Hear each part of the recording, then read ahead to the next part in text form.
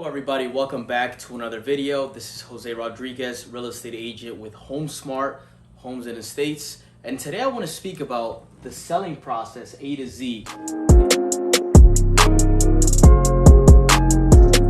And I wanted to make a video about it because it's a lot easier to grasp it versus just either writing about it, making a vlog or whatever. It's when these steps are right in front of you and I'm walking you through them, you as a seller making a decision, it's very important for you guys to know, because so many agents are either they sound the same, they're saying similar things, and you always ask yourself, okay, who can I trust? Well, the first step that I have here in the selling process is interview agents, because regardless of who you may know, if it's a family member, if it's a friend, if it's somebody that's been close with you, you always want to get different opinions, just like when you're either doing your home kitchen, right, or you're doing your bathroom, you're getting different estimates from different contractors, different handyman. You're either purchasing a car, right, you go to different dealerships. This is the same construct, right? You're interviewing different agents so you can get different opinions, different perspectives, and ultimately you can go with the one that's gonna make most sense for you guys. So that's the first one. The second one is pricing the home to sell.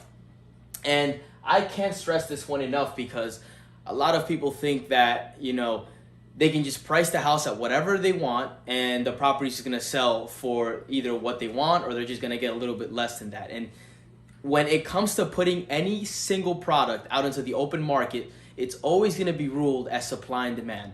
And the last thing you want to do is price it at a price where it's going to be way too high, and now you're going to be competing with properties that don't fit your criteria. Properties that are maybe bigger than you, have more amenities than you, and now you're mismatched, and you're not going to get the same amount of eyes that you could get if you price the property right to sell. And that is going to be determined by the agent that goes over the comparable market analysis and shares with you exactly what's happening in the market, what has sold within the last 6 months. Is how I run my comps, and being able to determine exactly what the best price is for your property. So the third thing is active marketing and passive marketing, and making sure that the agent that you're hiring is doing both of these and not just passive marketing. Passive marketing is basically what? Putting it on the MLS, right? Which syndicates it to every other site, Zillow, Trulia, right? That's average. Everybody's doing that, right? Now, the second step to passive marketing, which you can do as an agent, and if you are an agent, I mean, I'm not going to tell anybody what they should do, what they shouldn't do, but what we do in passive marketing is we also advertise it on social media. We also send out mailers. Those are all things of passive marketing, right? Sending out mailers, sending out email blasts, all those things. That's all cool. Now, the next thing that I want to talk about regarding marketing that a lot of people don't talk about is active marketing. What is active marketing? Well, the passive marketing, we already got that covered. That's standard. Every agent should be able to do that. Active marketing now dedicates energy and time being on the phones with other potential buyers, other potential agents that may have buyers, to find buyers for your specific property. Here in the REJ team, we actually spend 3 to 4 hours a day, Monday through Friday, business days, prospecting, finding buyers for our sellers. So when we're going about it in this fashion, we're not just passively marketing your property, but we're also out in the neighborhood, in the community, looking for more people that want to be a part of the community, want to live around you. And that's exactly another atmosphere that a lot of other agents don't tackle. So make sure that you ask about active marketing when you're interviewing agents, right? The next thing is negotiating for highest and best offers. So if you got these top 3 things right, you interviewed agents, you picked the right one, right? You priced it to sell, they're gonna do the right marketing. Now you're at a position where you actually can get multiple offers. And what happens when you have multiple offers? Guess what? You have more leverage. What happens when you have more leverage? You get to decide as a seller what buyer you want to go with, versus sticking around with the buyer that's dragging their feet, not really very motivated. You want to go with the buyer that's going to be like, okay, I'm going to give you the highest price with the best terms. Some people even waive their inspections. Some people waive their appraisals, which we'll talk about in a little bit. This is the best way to get the highest and best offer, by taking care of these 3 things first correctly. Then the next thing, after you negotiate for highest and best, you go through the inspection process. After the inspection, you negotiate any items that need to be fixed, right? And then once you're over that specific phase, now it's time to get the right attorney to close, because you're about to go under contract. You're about to sign saying that, hey, I am agreeing to this offer, these terms, and now I'm legally binding myself to a contract that my property is going to be selling to this buyer. Now, they may have other contingencies, which your agent will go over with you when you meet. However, I want to go over the basic things that you need to know. So after you find the right attorney to close, the next steps are going to be the buyer is going to go under contract and they're going to get an appraisal. Unless they're buying it cash and they don't need an appraisal.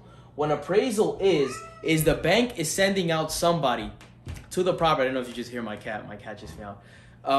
The seller is allowing the buyer to send out somebody from the mortgage company, right? The buyer's getting a mortgage, to go out to the property to appraise the property to see how much it's worth, right? So let's say, for example, the property's worth $500,000. They get somebody out there, said, okay, the property's worth $500,000. The appraisal justifies $500,000. We can move forward. The next step is going to be title and municipal search. So the fifth step is going to be getting the right attorney to close.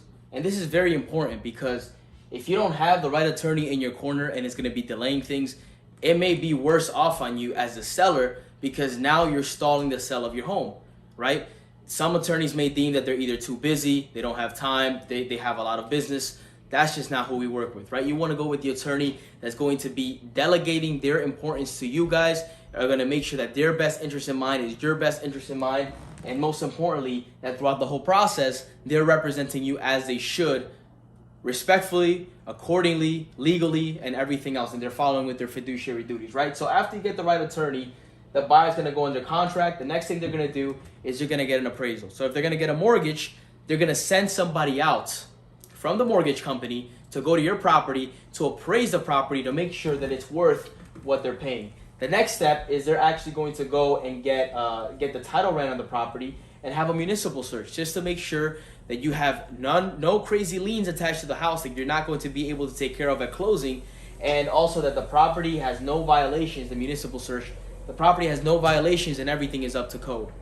So the next thing in line is the commitment letter, right? And so now after they receive the appraisal and the bank has underwritten the loan and everything is fine and the file is clear, they're going to give the buyer what is called a commitment letter, meaning, hey, now you don't just have a pre-approval, you're approved, and we have a commitment letter to you that you're able to close on this property. Now the bank has verified that their mortgage is they're going to be able to mortgage the property.